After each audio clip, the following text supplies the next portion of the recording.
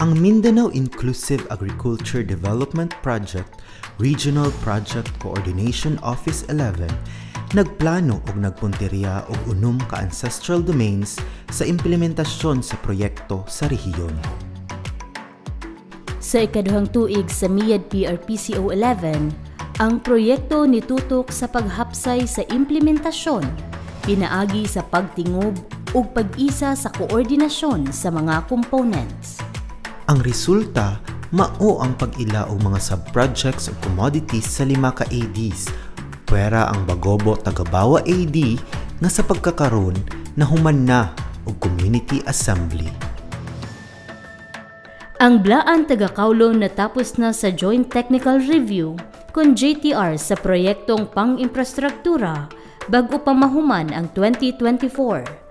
Samtang ang Ancestral Domain Agriculture Implementation Framework kon ADAIF sa Mandaya, giapil na sa Davao Oriental Provincial Development Council kaniadtong Disyembre. Sa Atamanobo AD, pagkahuman sa adopsyon o paglakip sa mga subprojects sa Annual Investment Plan sa probinsya sa Davao del Norte, ang MIAD PRPCO 11 gikumpleto na ang validation report o concept notes para sa mga proyektong infrastruktura sa AD.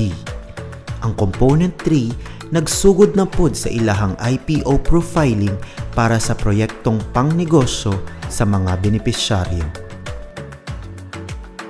Samtang ang ADAIF sa Mangguangan nakatakda na og presentar sa Provincial Development Council para maapil sa Annual Investment Plan, ang Mansaka AD naa na pod sa proseso sa pagkonsolidar sa datos para sa ADAIF ug ilahang commodity and subproject prioritization.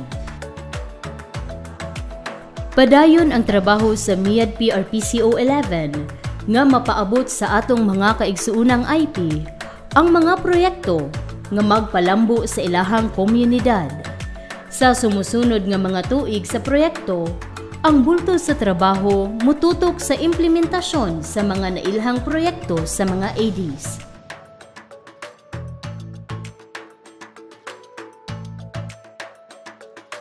Sa MIADP, daog ang IP.